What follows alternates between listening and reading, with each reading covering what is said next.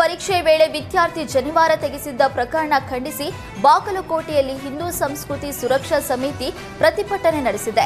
ನವನಗರದ ಜಿಲ್ಲಾಡಳಿತ ಭವನದ ಎದುರು ಪ್ರತಿಭಟನೆ ನಡೆಸಿದೆ. ನವನಗರದ ಬಸ್ ನಿಲ್ದಾಣದಿಂದ ಡಿಸಿ ಕಚೇರಿವರೆಗೆ ಪ್ರತಿಭಟನಾ ಮೆರವಣಿಗೆ ನಡೆಸಲಾಯಿತು. ಪವಿತ್ರ ಜನಿವಾರಕ್ಕೆ ಅವಮಾನ, ಧರ್ಮ ವಿರೋಧಿ ನಡೆಗೆ ಆಕ್ರೋಶ ವ್ಯಕ್ತಪಡಿಸಿದರು.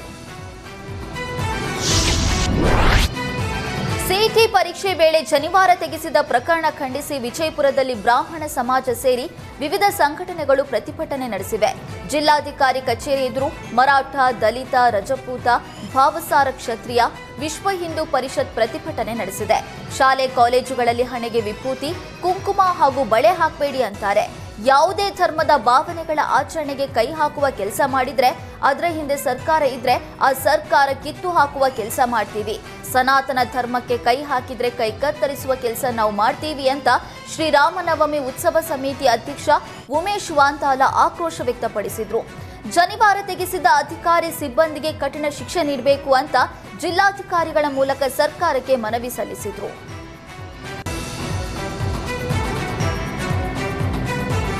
ವಕ್ಫ್ ಕಾಯ್ದೆ ತಿದ್ದುಪಡಿ ವಿರೋಧಿಸಿ ಕೇಂದ್ರ ಸರ್ಕಾರದ ವಿರುದ್ಧ ಮುಸ್ಲಿಂ ಸಂಘಟನೆಗಳು ಪ್ರತಿಭಟನೆ ನಡೆಸಿವೆ.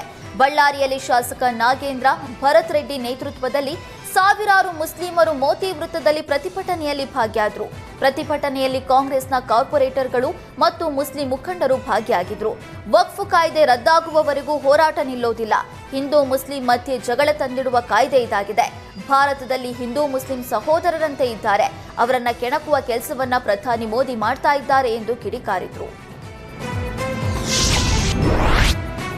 ಬಂಗಾಳ ಕೊಲ್ಲಿಯಲ್ಲಿ ವಾಯುಭಾರ ಕುಸಿತದಿಂದ ರಾಜ್ಯದ ಹಲವೆಡೆ 5 ದಿನ ಮಳೆಯಾಗುವುದಾಗಿ ಹವಾಮಾನ ಇಲಾಖೆ ಮುನ್ಸೂಚನೆ ನೀಡಿದೆ. ಗುಡುಗು, ಮಿಂಚು, ಬಿರುಗಾಳಿ ಸಹಿತ ಆಲಿಕಲ್ಲು ಮಳೆಯಾಗುವ ಸಾಧ್ಯತೆ ಇದೆ.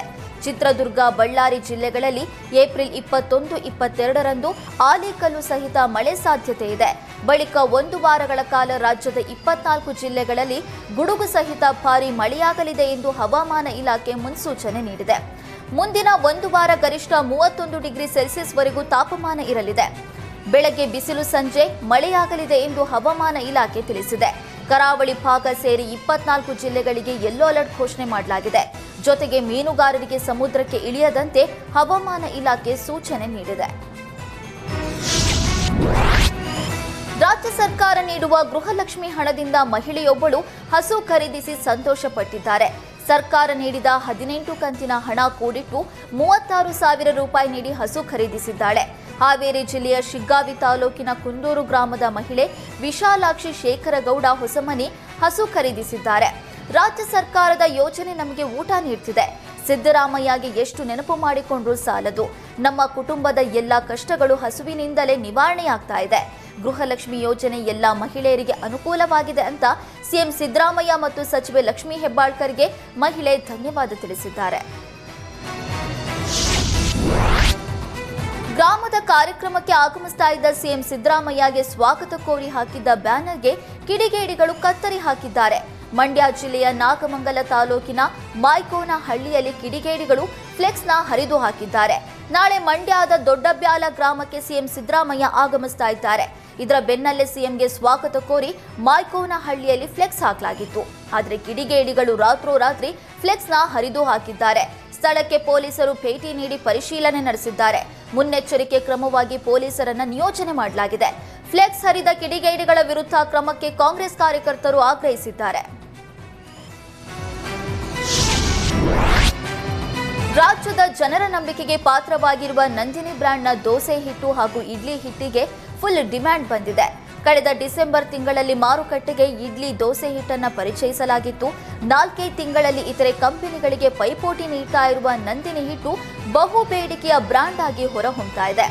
ಆರಂಭದ ದಿನಗಳಲ್ಲಿ ಕೇವಲ 500 ಕೆಜಿ ನಂದಿನಿ ಇಡ್ಲಿ, ದೋಸೆ ಹಿಟ್ಟು ಮಾರಾಟ ಮಾಡಲಾಗ್ತಾ ಇತ್ತು.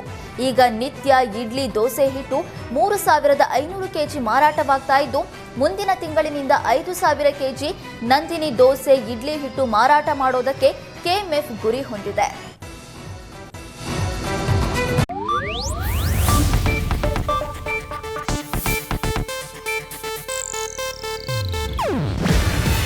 ಇದು ಏಷ್ಯಾನೆಟ್ ನ್ಯೂಸ್ ನೆಟ್ವರ್ಕ್ ಪ್ರಸ್ತುತಿ. ನೀವು ನೋಡ್ತಿದ್ದೀರಾ ಏಷ್ಯಾನೆಟ್ ಸುವರ್ಣ ನ್ಯೂಸ್.